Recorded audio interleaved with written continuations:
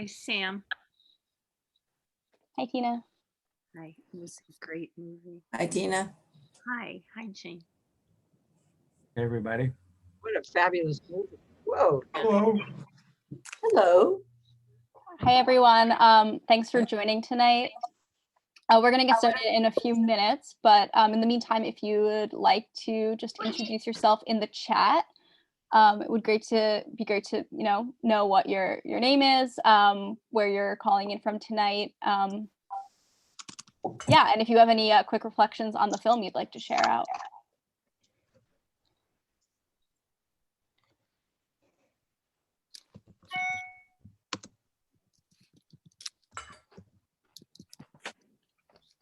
Uh-oh. Let me see. Wow.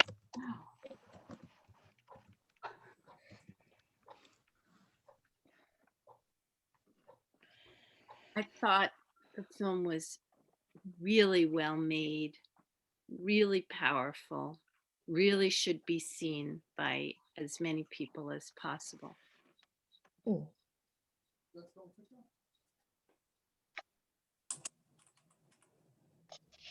Great.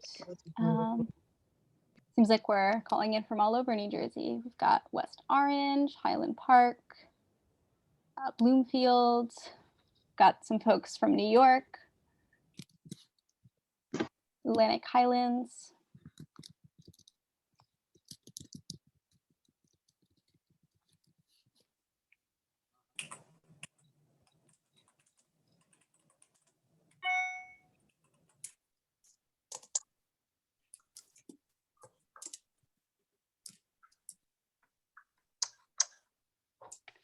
Hello, Sue. Ah, I just lost you. I keep on. You Oh, wait a lost? Which Sue? I'm talking to Sue Mullins.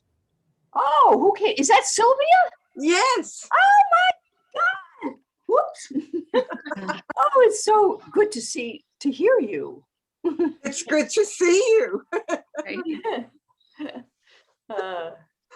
Yeah, I have a story on this, but I didn't see it. Never mind. I just did not see it today. Hi, Jane. I haven't seen Jane. Look at Which Jane's hair. Sylvia. It's like, oh, Sylvia, what's your Pepper. Sylvia Pfeffer. oh From yeah, folk dancing. folk There you dance, are. folk dance friend. Yes. That's great. I'm glad to hear that so many people on here know each other already. Yeah, please, if you're just joining, please feel free to continue to introduce yourself in the chat. It'd be really great to know where you're all calling in from. And yeah, would love to know who you are and what your reflections on the film are. We're gonna get started in just a minute. Yeah, probably we'll give it one more minute to let folks join. But in the meantime, please continue to use the chat to introduce yourself. That's not good. No, we're too dark.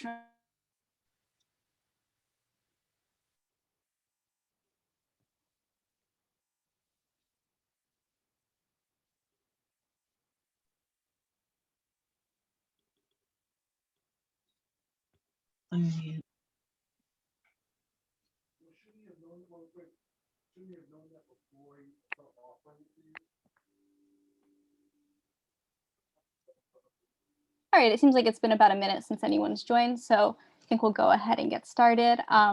Just a quick introduction. My name is Sam. I'm on the steering committee of 350. I'm also with Food and Water Watch, and it's just so great to see you all here tonight. So to get things started, I'm just going to pass to Ted Glick, who's the president of 350 New Jersey Rockland, who's going to get things started.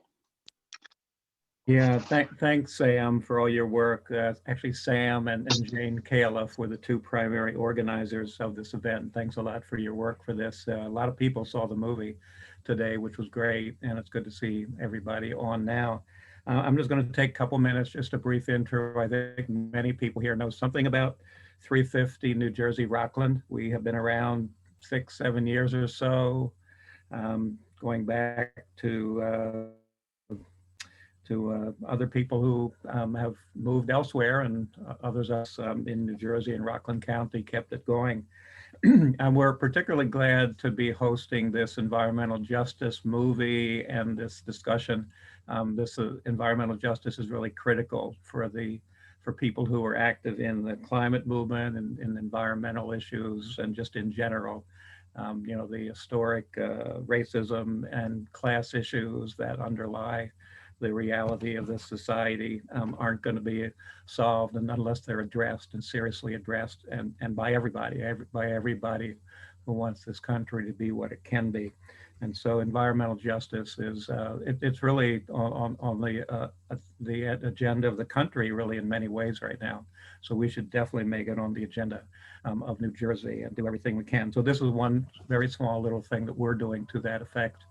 And we intend to keep working with our allies and doing all we can in practical ways.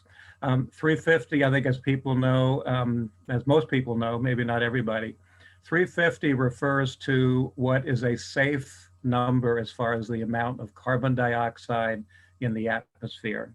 Right now, it's at 415 and climbing fast. It's really serious stuff. That's why it's so critical that we build the strongest possible climate justice movement. And that's what we do here in New Jersey, connected with Rockland County in New York. And I just would want to encourage people who may not be on our email list to please sign up. We send out emails at least once a week, maybe a little more than that, but we don't flood people's inboxes, but we make sure to get out information that we think is relevant and timely. You can sign up at this website. Think of 350.org as a world organization, because it actually is. It's like all over the world, 350.org. So the website address is world.350.org/New Jersey. New Jersey spelled out. I'll try to keep it world.350.org/New Jersey spelled out. That'll take you to where you can find more about us and sign up. And that's about it for my little introduction. I now want to pass it to Jane Califf on our steering committee and one of our leaders, who's going to introduce Winifred Hines. Yes, and I feel honored and privileged to introduce my friend and fellow environmentalist, Winifred Hines. She is very qualified to comment on this movie since she's from Newark, and she is co-chair of the Newark Environmental Commission. She's on the local and national board of Clean Water Action, and she's an active member of the Newark Water Group that prevented the privatization of Newark's water system. And so all that's some of her volunteer work. But she's for her job, where she actually gets some money for, she's the executive director of Stepping Stones Resources, which is a nonprofit advocacy group on social, environmental, and human rights issues. She works with groups and businesses and individuals so they could become more effective.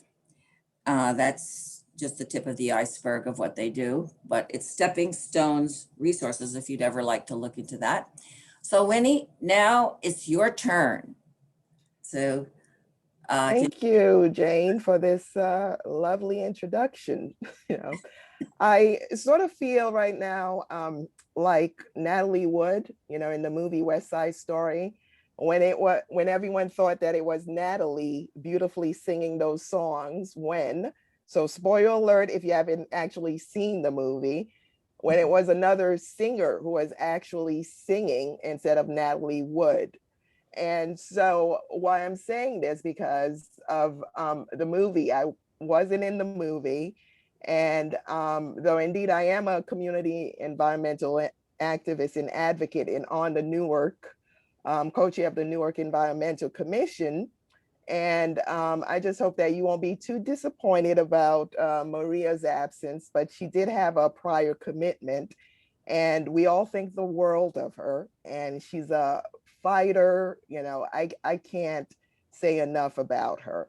And so it's also an honor for me to sort of be the representative, I guess, because I had nothing to do, with the movie. And so let's get started. There was a recent article in the magazine Mother Jones, and it stated that people living below the poverty line breathe air with 1.35 times more particulate matter than the overall population. And this was according to a landmark EPA study published in 2018. And for non-white Americans, that number was 1.28 times higher. For Black Americans specifically, it surged to 1.54 times higher than the overall population. And a report by the NAACP also found that Black Americans were exposed to 38% more polluted air than their white countrymen, and were 75% more likely to live in communities abutting polluting industrial facilities than the average American. And Shalonda Baker, another heroine of mine, and she's President Biden's recently appointed deputy director for energy justice in the Office of Economic Impact and Diversity at the Department of Energy. What a mouthful, right? And she recently wrote a book called Revolutionary Power. I suggest that you get the book, wonderful. And she also has a nonprofit energy justice initiative. And she said that the legacy of environmental racism also means that Black people are more likely to live near coal-fired power plants than other people, and Black, Latinx, and Indigenous people routinely absorb more of the toxic byproducts of our fossil fuel-based energy systems. The same communities are less likely to have access to local clean energy, and people who live in poor and low-income communities, disproportionately, people of color pay far more. Now think again, pay far more of their income for energy costs, upwards of 30%, while higher income families pay about 3% or less. Imagine the disparity, right? 30%, 3%. And so Newark and other communities of colors are disproportionately subsidizing an energy system that is basically killing them. So the system of paying for energy, electricity, natural gas, and other fuels, to say the least, it's unfair. The system inequitably burdens people who live in poor and low-income communities who struggle to pay their utility bills. Okay, so not only, in terms of job, low employment, and everything else that, people of color and low-income communities, specifically people of color, are bombarded with, we also have to pay more. So, and we have a tendency also to use less energy. So as mentioned in the movie, there are 35 waste-related facilities in the Ironbound, which comprises Newark's East Ward. Now, I live in the South Ward, and we also have our issues in terms of, the trucks emissions, all these other things, the airport, seaport, and also the state's largest sewage treatment plant, PVSC, has like 333 million gallons of water, uses 333 million gallons of water per day, right? So for waste, we have 4 waste transfer stations, which emit 650,000 tons of waste per year, 10 scrap metal yards. Okay, in the South Ward, we also have a lot of metal yards, and 9 auto scrap yards. Now, Covanta was featured in the movie. So they have the garbage incinerator that burns or combusts 2,800 tons of waste per day, which comes out to about 1 million per year of municipal garbage and generates about 65 megawatts of electricity. So making it New Jersey's largest energy from waste facility. So specifically, that's who, they're talking about. So it burns garbage, not, just New Jersey, but also from New York City and all 22 municipalities in Essex County. So converting it into enough electricity to power about 45,000 homes, right? And so, as mentioned in the movie, also, right, showing that the plant emissions, specifically the amount of carbon monoxide, sulfur dioxide, and fine particulate, violated the terms of Covanta's state operating permit more than 900 times over the past 5 years. Okay, so think about that. They just do whatever they want. And so aside from all of that, you have, the exhaust from 300 to 400 diesel fuel garbage trucks rambling through our neighborhoods each day, right? Also in the Ironbound. And, it just goes on nonstop. So if those weren't enough, we now have, of course, the Aris sludge plant, a company from Tennessee. So you've probably been hearing about that because we're trying to stop them. And they also have another sludge plant in Linden. So they just figured, okay, we have one in Linden, all these things that Newark is already bombarded with, okay? Why not set up shop, with our poop plant facility, in Newark? So this facility poses the potential to cause or contribute to the cumulative burdens facing an already overburdened area of the city. So Aries sludge, they presented in front of us, the Newark Environmental Commission last week, March 3rd, and again, March 4th at a community meeting hosted by the mayor and the Department of Planning. So they were met by strong objections from the residents. And so they brought in the mayor of Linden, and who is supporting them. And of course, some union workers there. And, trying to say, well, of course, it's good for the economy of Newark. So Aries has applied for approval as a heavy manufacturing use in the industrial zone 3 of the city, but Newark zoning and land use regulations clearly exclude sludge processing from the definition of manufacturing heavy. Right? So we refer to documents written by Earth Justice and ICC, and they will be processing the materials, and Aris biosolids received from Valley Sewage Commissions for treatment. So that's what they're going to do. What they're going to get are the biosolids from PVSC. So they're going to receive it at their facility, and they call it a Class B biosolids. Okay, and you have to know the terminologies and get into it. Outside of my expertise, though, we're trying to learn a bit more about it. But the term biosolids is used to describe a subset of sewage sludge and is often used interchangeably. So we also reference NJDP's deficiency letter issued to Aries on January 26, which referred to the facility using sewage sludge input materials to produce biochar. So again, another greenwash, greenwash, as Ana Bautista mentioned in the movie. Also, they always try to do something because they're counting on, our ignorance. And, but we're continuously fighting against that.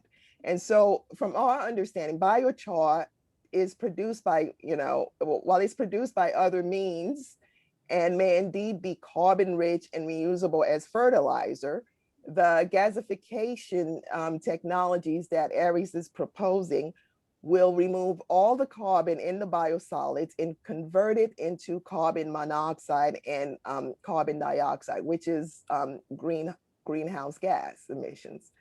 So the resulting biochar is thus really only ash laden with toxic materials that do not vaporize during the gasification process. So a lot of these, thank goodness for Earth Justice, and the research done by ICC and, Ana Bautista and the others from New Jersey Environmental Justice Alliance, which is the main, not only environmental organization run by people of color, because most of the environmental organizations are run, by whites. So the facility estimates, according to ARI's submission to the DEP, is that it will emit approximately 285,000 pounds annually of the following air pollutants, nitrous oxide, carbon monoxide, lead, particulate matter 10, volatile organic compounds, all, PFAs, polyfluoroalkyl substances, which are PFAs, which are compounds that have also been found to impact human health, and in particular, people's immune systems.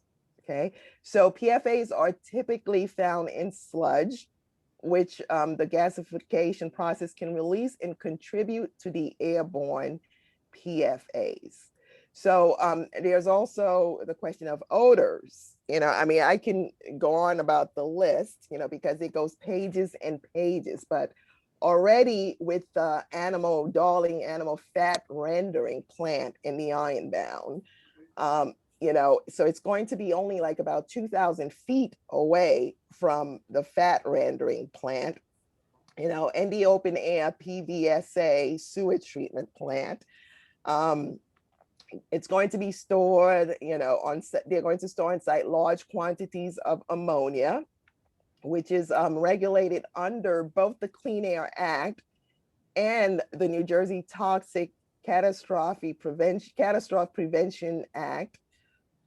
And, so the Ironbound is already home to multiple facilities that store ammonia on site, like the Newark Energy Center, and of course, again, Covanta and Newark Bay Gas Plant, and, we've testified a lot, against these people. And sometimes we win, but lots of times we lose. And then also the amount of traffic, that I already mentioned with the trucks that it's going to bring in. And also there's the Delaney Hall Detention Facility and the Essex County Correctional Facility. One has, I think Delaney has a capacity of like 1,200 people, and Essex County, 2,434 people. I guess they're not worried because they are incarcerated, right? So incarcerated people, I guess they don't need to care about them. And then also in the surrounding areas, right, you have daycare centers, recreational people, recreational centers. You have elementary schools, churches. So all, just within like a 2-mile radius that you have all of that. And so a recent study prepared by MJ Bradley and Associates said that that nearby residents and sensitive receptors like schools, daycare centers, and senior centers suffered from relatively high exposures to health harming air pollutants such as black carbon and particulate matter from the close proximity of medium and heavy duty diesel trucks servicing the Doremus Avenue corridor in Ports. So the Doremus Avenue corridor, that's where the Aris sludge is going to be located. It's going to be at 400 Doremus Avenue. And then there's also flooding, the possibility of flooding. It's in a FEMA flood zone. And this property was severely flooded during Hurricane Sandy, and it's required to be built with an elevation of 14 feet above sea level to avoid flood damage. And so the applicant's EJ review form, which it had to submit, right, includes no plans for flood mitigation via elevation. And they requested an exemption from this requirement, despite the severe risk of flooding, right? And so, especially after what happened during Hurricane Sandy, which Joe, the former executive director of ICC, alluded to in the movie. So they said that they will use floodgates rather than elevating the processing plant building. Now, again, what they mentioned, with the jobs, right? Oh yeah, so they get these guys to come and say, I am all for this. I'm a union laborer, and we want this plant because it's going to provide 20 to 25 jobs and 100 temporary jobs, right? Well, we did not find the addition of 20 to 25 new jobs and 100 temporary jobs without any commitment, because we've heard this story before. They come in and they said, yeah, we're going to provide jobs. And lo and behold, most of the time, they are not jobs that go to Newark residents. And so, in spite of the lack of green infrastructure and investments, despite being in a flooding zone, all these things, they thought it was compelling enough, right, to come in front of us and say, look, okay, this is all great for you guys. Look, look what we're doing to you, for you. You're supposed to be happy about all this. Now, excuse me, why can't they work someplace outside of Newark? Why Newark? So, basically the guy, who represented them, the spokesperson, he said, quotes, right? They're just following the feces. In other words, Newark is full of poop. All right. It doesn't matter. We're following it and we're just going to do, what has been done in the past. And if you remember from the movie, right, you saw the black and white pictures and then also all the protests that went way back, even way before I moved to Newark. You saw Nancy Zach, when she was a young Nancy Zach, and she's still an activist and she's still fighting these people. And so we really think that it's time to say, stop, no more. Enough is enough. And so the city of Newark can attract development that can produce good, dignified jobs. And we do have the policies in place. We have the cumulative impacts ordinance, right? And the ordinance requires development and redevelopment, commercial or industrial applicants within Newark to provide additional documentation, including an environmental list that references an environmental resources inventory, identifying areas that can be considered disproportionately burdened with existing pollution. So the ordinance itself references the city's ERI, and it prepares a checklist of pollutants. And then so then the applicants, they have to submit the checklist and develop an application to the city. The checklist goes to the Environmental Commission, us, right? And then it goes to the planning or zoning board where appropriate. And so this time, Aries, they try to bypass the zoning board and go straight to the planning board. And they were supposed to have appeared in front of them today. They did, but we asked for a postponement, which was granted. So they will appear at the next meeting on April 19th. And so there is, another bill that was signed, Environmental Justice Bill S-232, the Senator Troy Singleton bill, which was also featured in the movie. And it requires the DEP to produce a list of overburdened communities in the state, which would be defined as census block groups in which at least 35% of the households qualify as low income, right? So, it was long overdue. I mean, we've been in this fight for over 10 years, to finally get this bill signed. So they have to take it into consideration. And so we don't know what the holdup is. Why aren't they referring to this bill? And so that's something that we are also going to look into, you know. And so there are too many outstanding questions and concerns that suggest this facility will contribute to the cumulative burden and pattern of environmental justice in the city of Newark. And so that's why we recommended that, you know, the planning board take under advisement or consideration that the application be denied, because there are too many you know, lives, like I say, lives on the line, and it's too important to just completely disregard. Okay? So I'll stop here because I think I probably spoke way too long. And I guess if you'll have any questions later on, I'll be happy to answer your questions. Yeah, thank you so much, Winnie, for that. That was just such important context and additional information. We really appreciate you being here tonight and all of the really important work that you do.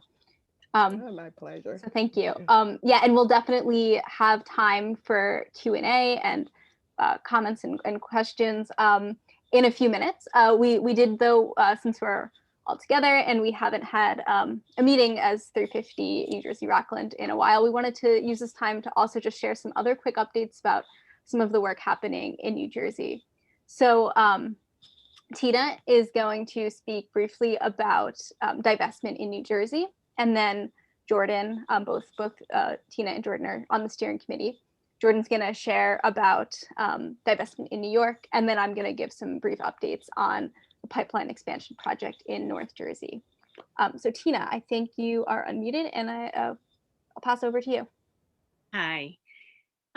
It's great to see so many people on the call, and I just was very moved by the film and Winnie's information. And anyway, I have been active with Barbara Powell. We're co-chairs of the Divest New Jersey Coalition. We started it in around, it was actually early 2018, and we are campaigning to get divestment of the state pension fund from fossil fuels.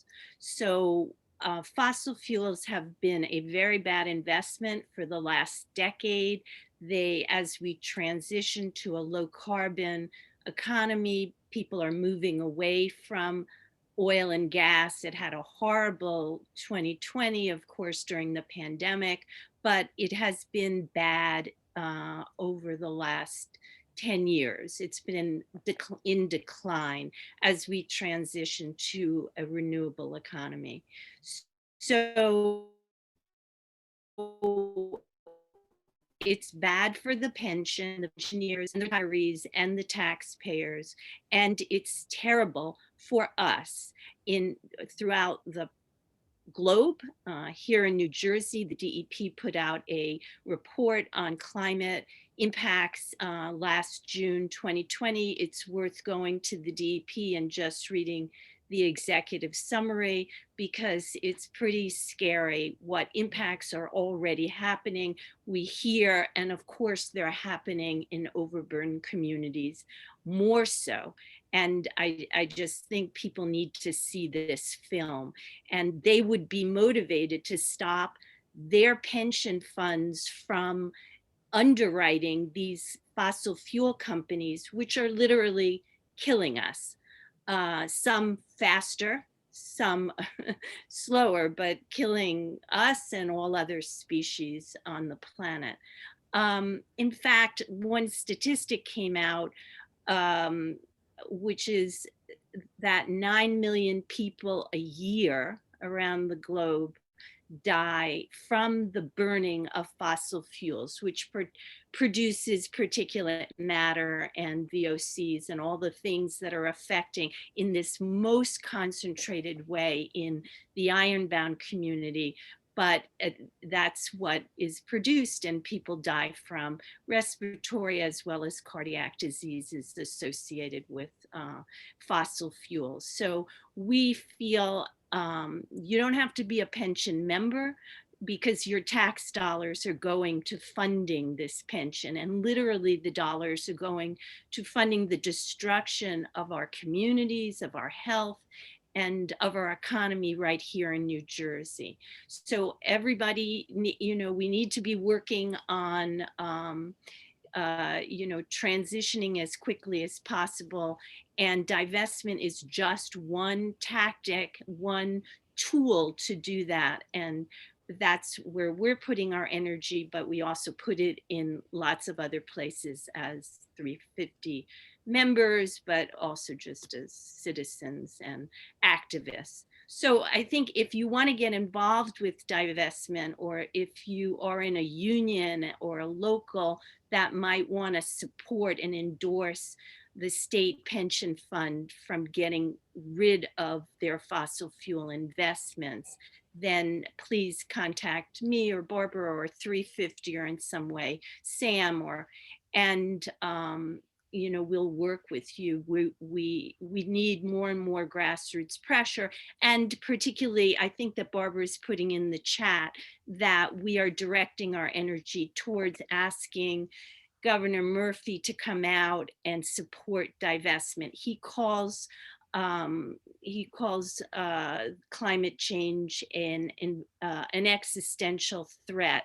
And if we're facing an existential threat, then we need to do everything in our power to overcome it. That's it. So I'm going to talk about New York. Tina did a very good job of describing what divestment is. 350 New Jersey Rockland is very involved in divestment in New York as well as in New Jersey.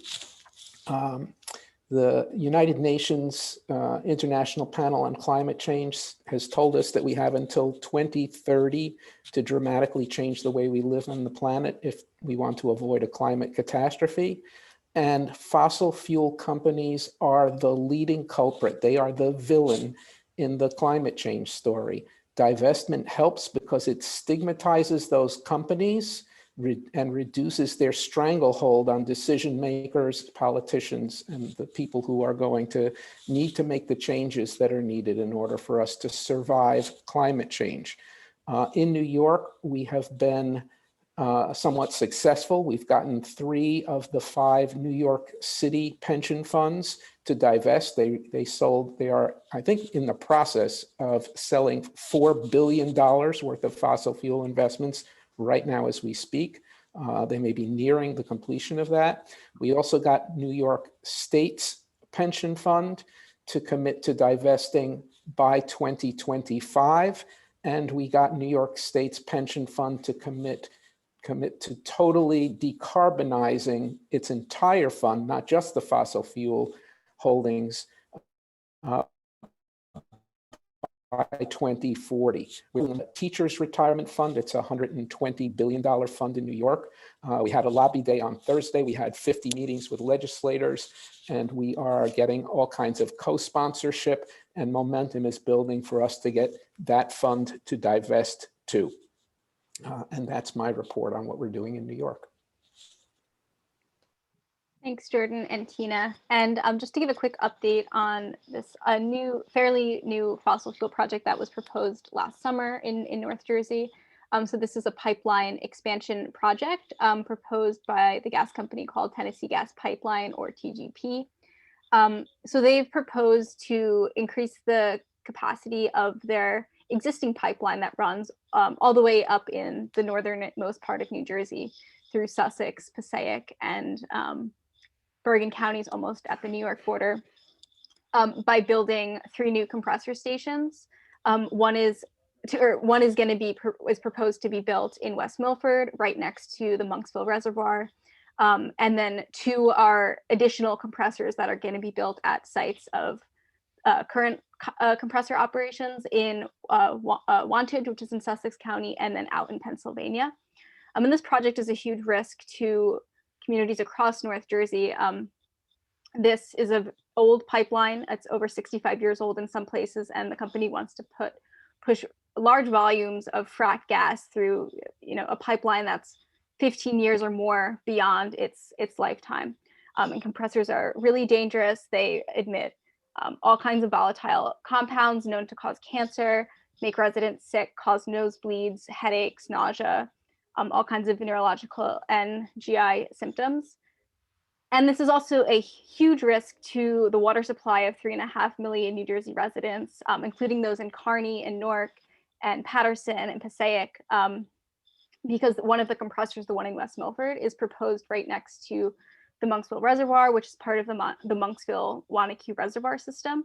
And if there was a leak or an accident at the site, it could cause these really dangerous volatile chemicals to leak into the ground, to get into the reservoir or get into a river that's only about 200 feet from where the site is and flow into the reservoir that way.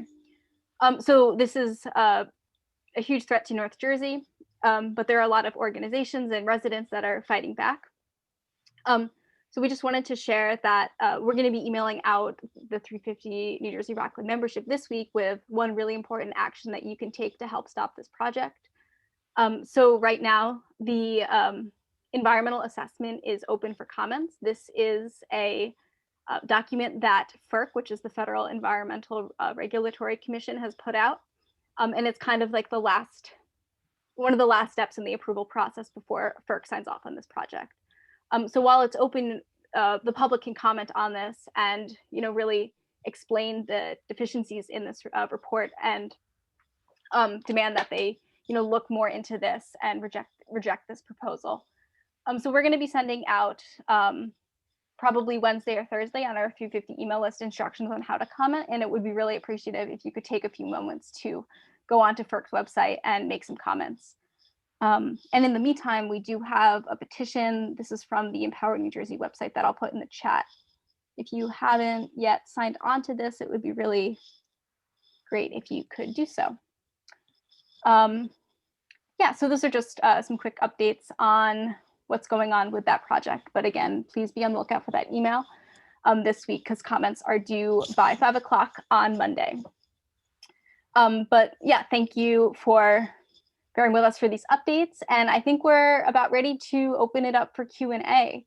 Yeah, so I think the way that we can make this work well is if you have a question, feel free to either write it in the chat, or if you want to come off mute and ask it, put a question mark in the chat and I can just call on you and make sure that you can unmute and you can ask your question. I saw there was a number of questions earlier on when Winnie was speaking, but yeah, if you have a question that remains unanswered, please either post it again or yeah, put a question mark in the chat and I'll make sure to call on you.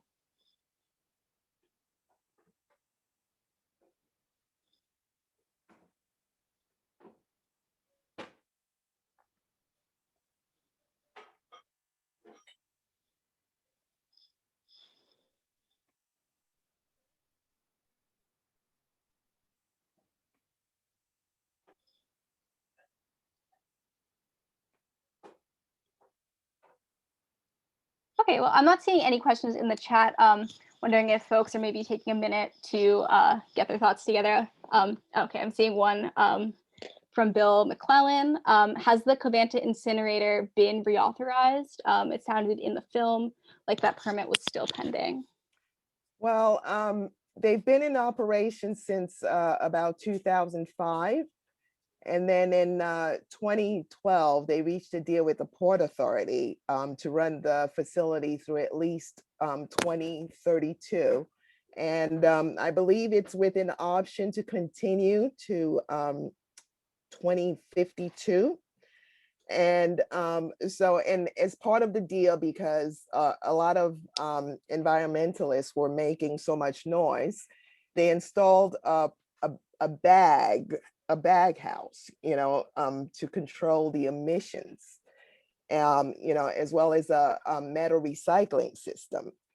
And it was completed in 2016, and supposedly, according to them, it reduced lead emissions by like 90% and mercury emissions by another 80% or so. But who knows? It's what they say. We really don't have a lot of trust in them. But for the moment, also like the mayor said, they have no say really, or very little say if it's a private facility. if it's public, it's one thing, but because of all the laws, it's hard to do something against private facilities, and especially with the Port Authority. So we've also been working with the Port Authority, or trying to anyway. And they basically told us, well, our hands are tied. There's only so much we can do. What you have to do is you have to go to your representative and make sure that they, make the policies and they change the laws, in order to force us to do something. But if we operate within the law that's already in the books, there's only so much that they can do. Thanks. It looks like we've got a question from, it says Galaxy A01. I think you should be able to unmute yourself.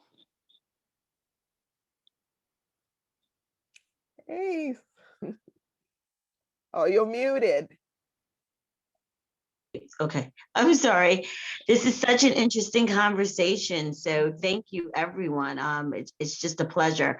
So I'm a neighbor of Winnie's. I live in the South Port of Newark. I have a question in terms of incentives. What are the financial incentives, if any, that the sludge company has been given? Why Newark? I know it's the largest city in New Jersey, lots of poop probably, but are there any financial incentives behind this deal? Well, in terms of money, they stand to make a lot of money. A lot of the other municipalities and in New York and the States, they don't want to have to deal with it, all the repercussions of, all the waste, the smoke, the pollutants. So it's a lot easier because Newark has a history of being dumped on. So it's just, they're like they say, we're just following the feces. It's easier, based on history. It's been easier to come here and just dump all over Newark. And of course, low income and people of color communities. So that's what they do. And yet, they also make the money. Now, are there any tax abatements that are going to be, will they be paying full taxes? I'm not Employee aware of any tax abatements, that are given to them. And, we don't know what the deal with the Port Authority was, but I'm sure, it's to their benefit, because if it, everything, it's follow the money. If it's, economically, it's an economic gain, then why not? We're making money. We're not getting out of resistance. I mean, they can afford to pay these lawyers hundreds of thousands, millions of dollars. And so imagine how much more that they're making. And, and even if we were to sue, still, and ICC have taken them to court, plenty of times, but yet they still continue. So it's an economic advantage to them. And I have one more question for Tina. Tina, in terms of, let's say, getting the teachers union in New Jersey, in Newark, to divest from fossil fuels, how would you go about doing that as an ordinary citizen? I would figure, since children would be adversely affected, by the environmental ramifications, it would be a great thing for them to do. Great. I totally agree with you. And the Newark teachers, I believe they're in AFT, and they are in the state pension plan. Not every public employee is in the state pension plan, but that union, and I'm sure it's a big one, is. Yeah. So if anybody has contacts, we'd love to do a presentation for them and tell them what's going on with their pension, how it's not, the fossil fuel sector is doing poorly and the future is very bleak, and it's not in their financial long-term interest for the pension, and it's certainly not in their interest for their health and the future of the planet. So do you know anybody who teaches in the schools? Well, we have a board member who's a neighbor, and Winnie knows her too, Asia Norton. So I don't know, she's on the Newark School Board, so maybe it's something that you could propose to her too. I don't know if it would be a conflict, but it seems like, No, I mean, I think the idea is to get people who are pension members through their unions, their locals, to come out and endorse. We have a few, but we need to have like a whole labor caucus. And as the actual members come out, that will have, you know, a decided impact on their consideration. I believe the more people speak publicly about not wanting their own hard-earned dollars to go towards something that's killing people and isn't good financially for the pension either. So it so makes sense. We have an Essex County freeholder, Wayne Richardson, who is very instrumental in Local 55, and a New York City Councilman, Eddie Osborne, who is very instrumental in Local 3 in terms of leadership. So just Eddie Osborne, that's Local 3, and Wayne Richardson, who's an Essex County freeholder, Local 55. Both men of color, so that might help. yeah, maybe you could drop your email address or some way for me to contact you, then we can have a discussion later, okay? And Great. I think Wayne Thank you. also, he's also on the planning board, Wayne Richardson. Oh, Yes. and you know, Sandra, the other thing too is the bag house that Covanta, you know, put in all the other upgrades, Yes. right? Around before 2016, that cost $90 million. So if they're willing to spend $90 million to upgrade a facility, imagine how much money they're making. Wow. Yeah. Yes. Great. Great. Thank you all. Thank you. There's a number of questions in the chat that are kind of about how people can help, either about just in general supporting environmental justice or about the 2 new polluting facilities proposed in the Ironbound. Kat did post a blurb there about where you can go to learn more about ICC and their campaigns, and also there's a sign up sheet where you can sign up to be involved. Wondering, Winnie or others on 350, if you have any other resources for people that want to do more. With ICC, definitely go to their website and contact them, because I mean, they're always looking for support. We all are, you know, but me, I'm a volunteer basically, you know, with the Newark Environmental Commission. We don't get paid for it, unlike people on the planning or zoning board who do get paid. Us, we do not get paid. And we have other jobs, so there's only so much we can do. And you know, we're a small group and we are overextended lots of times. And most of the time, you know, we need support. We need bodies. We need people from outside to come in, you know, either at our meetings, the planning board and the zoning board, just to show up, you know, yell and scream, support, clap, whatever it is, so that they know that there are other people who are supporting, other people who are behind us. And so that motivates them, you know, and especially around election time. If there's an election and then more bodies show up, you know, then the more likelihood that we will be able to make some changes. And there's also Clean Water Action. All right, you can go to their website, cleanwater.org, and the New Jersey Environmental Justice Alliance, NJEJA.org, I believe.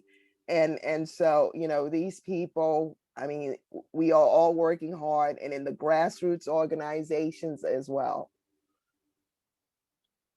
Thank you. And there's also a couple questions in the chat that just popped up about the April 19th meeting.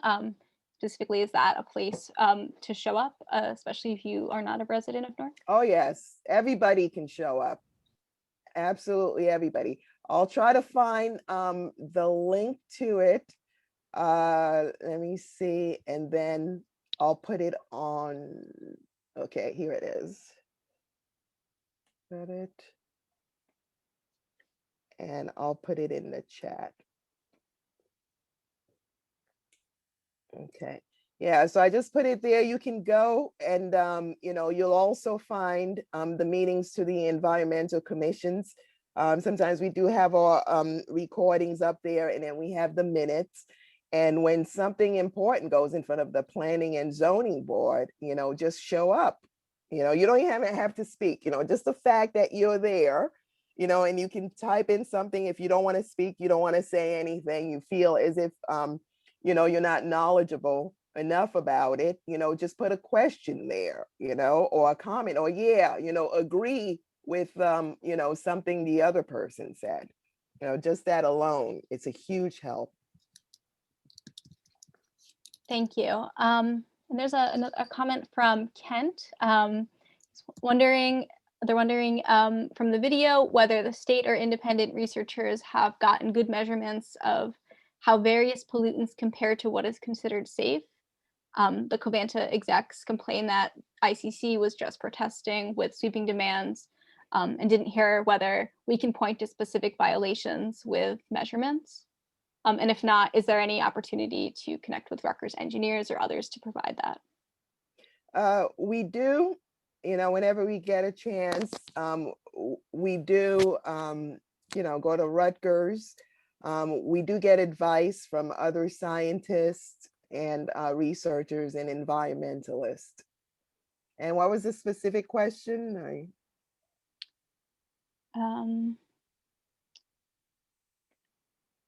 Yeah, it was about specific violations that can be pointed to.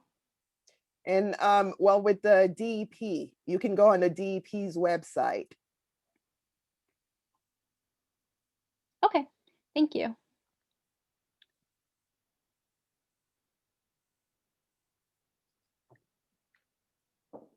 Yeah, it's like 900 times, something like that they violated. It's a lot. Mm-hmm. Yeah, there's another question about if the information about airborne toxic metals is posted publicly so that everyone can be made aware of the weekly amounts of these No. in the atmosphere. Yeah. You would have to go to the DEP websites to get all, because we don't monitor it. Great, thank you. Yeah, and I'm seeing a question about what cooperation or support is ICC getting from either Donald Payne or Senator Booker? Every once in a while, depending, if it's election time, if it's something that's going to make them look good. But most of the time, I don't have a lot of faith in representatives. I really don't. And so it has to come from the bottom up. You have to put the pressure. So the only time really that they do try to do something is if they feel pressured by the community. And, every once in a while, it's nice lip service, it looks good on print, it looks good on the 6 o'clock news, and then if they're planning on running for a higher office, okay, then they'll step it up a notch. But still, if you realize, look at the pictures, the black and white pictures all the way until now, it's basically the same thing. So it has to stop, things have to change. Yeah, definitely. I think all the more reason we why. have to stop putting our faith, in them. We just have to demand it, and we have to do the work. We just have to keep at it. We have to keep on top of them, and we have to support each other basically and just build coalitions. Yeah, I definitely agree. I think it shows all the more reason why organizations like ICC are so critical. Okay, so I'm also seeing Ted saying in the chat, I think there's some issues with accessing the link on the information for the 19th, but definitely sign up for 350 New Jersey Rockland's email list, because we'll make sure that information about this meeting on the 19th goes out. And Kat also posted a place where you can go and sign up to get alerts on the Stop the Sludge campaign. We've got some comments, and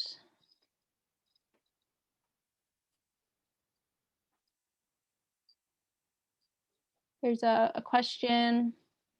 I think this one would be for you, Winnie. Do you know the people who are in this corporation? I'm assuming ICC, and where they live, and could we do a campaign to shine a light on them? ICC? Not ICC, but the corporation behind the sludge project. Oh, So sorry. that- Thank you. Yeah, thanks. Oh, Aris Sludge, yeah, they're a company based out of Tennessee, and the lawyer representing them is Elnardo Webster, who you're familiar with, Terry. So, Oh, yeah. miserable. Thank you, Winnie. Old friend. Yeah, thanks, Winnie, and thanks, Terry, for clarifying. Yeah, I think we are at the half hour. I think we have time for one or two more questions. Just saw one come from Kent. Just clarifying. The earlier point.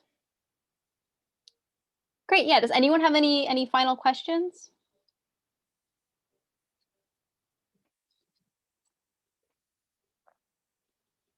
All right. Well, I think we can wrap things up then. Definitely keep a look on your inbox in the next few days to get updates, and definitely before April 19th, we'll make sure you have all the information you need to join the meeting on the 19th.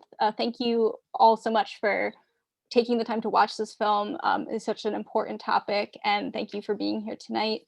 And thank you so much, Winnie, for taking the time out of your incredibly busy schedule to be here with us tonight as well, and for all the really amazing work that you do every day. Oh, my pleasure. Thank you for everything, and for all that you do also, Sam and Ted and Jane and Terry, of course, and Tina and Jordan, everybody. We just have to support each other, basically, just keep at it.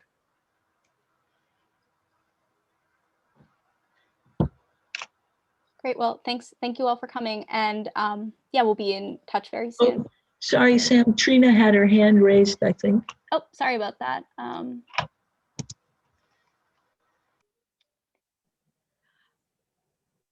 Hi, I was trying to write and handle this, but I didn't Sorry. do a very good job. In 1986, I was involved in the first incinerator struggle. I live in Montclair, and I said they'd never build one here. So I went down and got trained by Arnold and Nancy in this whole thing, and was very active with all these incinerators, every place. And we lost, in a sense. We didn't have 21 built, but we had 3. And then in 1999, I don't realize that we won a court case with the that said that we couldn't be told by the head of Essex County that we had to put all our trash in the incinerator. So they had to go around and get every town to agree. We started a whole group in Montclair, and we got some better contracts and encouraged recycling, but I don't know where that's gone very much since then. It's really hard to keep up over all these years. So it's sad for me to see the struggle still going on. And one of the facts that hit me very hard during that time was that 45% by weight of what we put in still is toxic waste that has to go to a hazardous waste landfill. So people who think that incineration has problems for people like asthma, but it's a good way. It gets rid of everything. That's not true. It doesn't get rid of everything. And instead of composting our things, that compost, instead of becoming a fruit for the land, ends up as this stinky toxic waste, either in a landfill or in the incinerator. It's wet stuff in the incinerator. Pretty crazy. I was also engaged with the sewage sludge things. For 5 years, I went every month to the Passaic Valley Sewage Commissioners, which handles the sludge for 3 toxic counties here. And it's one of the things where I changed my policy from 180 degrees. It's the only environmental subject that I did that with. I had hoped that the good nutritional value in human waste could be used for growing things. And I had to switch it because of the toxic reality of drugs in it, toxic metals and everything else that was in sewage from our counties. Now, it's one thing if you're living an organic life here in your home and you don't take any drugs. And I don't mean illegal drugs. I mean the kind of drugs that kill the environmental way of breaking things down. So for 5 years we did that, and I think you realize that the USDA at the end decided it was clean sludge, and we could put our toxic sludge from Essex County in farmland to raise food every place. That's the rule that's going on right now. They've never changed it. And so those things are still going on. If anybody would like to talk to me about any of these things, I did put I thought I put my address, Trina Paulus @gmail in the chat. You can contact me, and I'm happy to speak with you. And I'll give you my phone number that we can talk any of this over because of this history. By the way, we won one struggle in all those years. We kept through the EPA #2 out of New York. In 1995, we managed to keep at the path, the other side of the path train.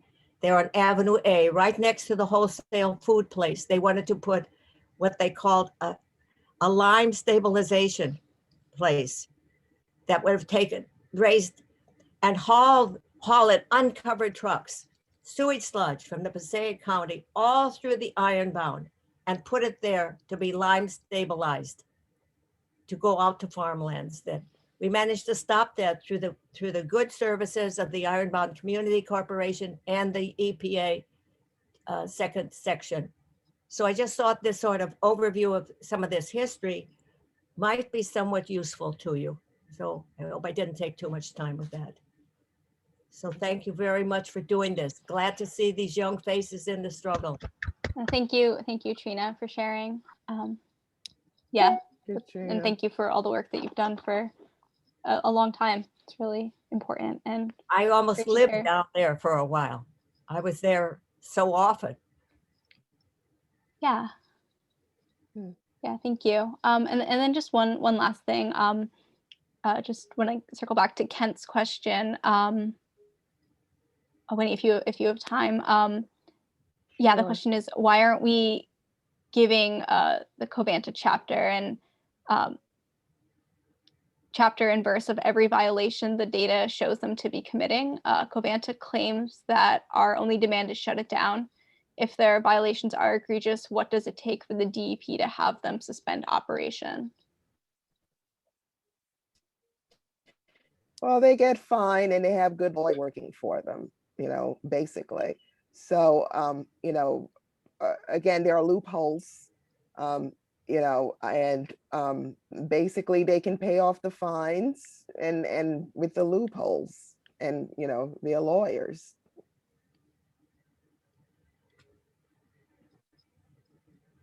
Thanks. Yeah, I think it does, unfortunately, with something like this, take a lot of public pressure, and you really have to make it, put the politicians who are able to make these decisions in a position where they have to support it, or, risk losing support of, whatever you're pushing them on, or risk losing their elections.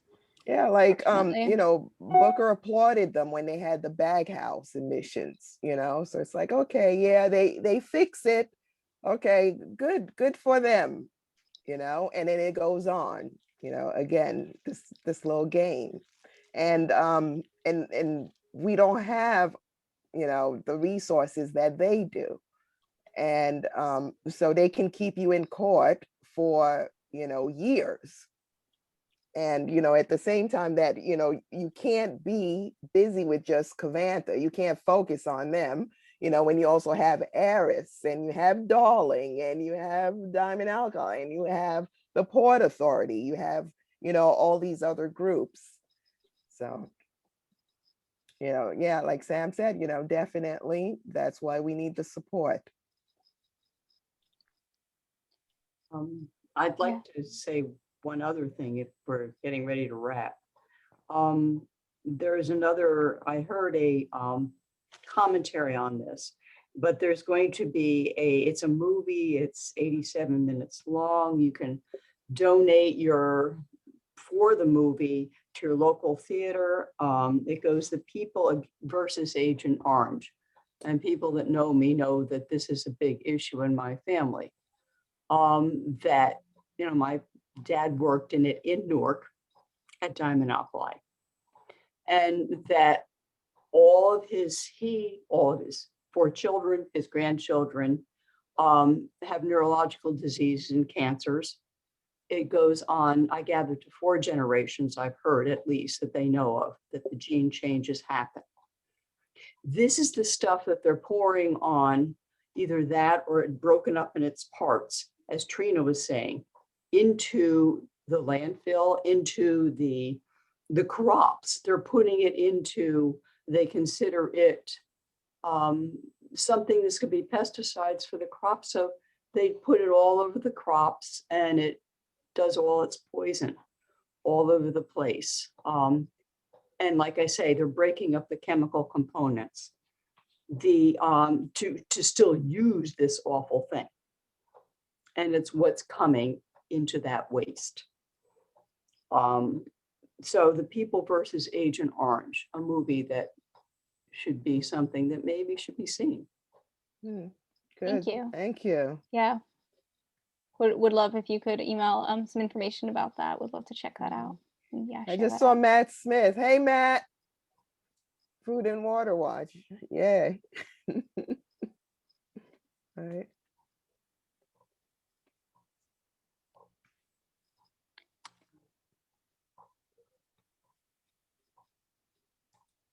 Great.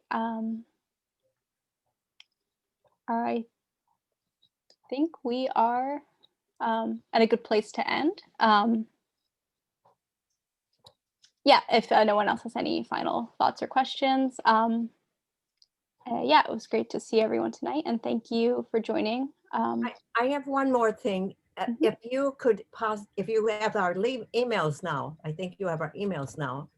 If you could be emailing us some suggested text when we contact the DEP and some others, because I used to be really up to date on this. I could create my own letters and write intelligently. I'm not in that position like I once was, but I would write.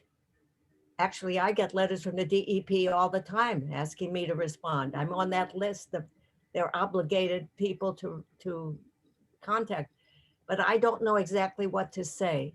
And maybe other people on this would also write if we had a kind of a sample text.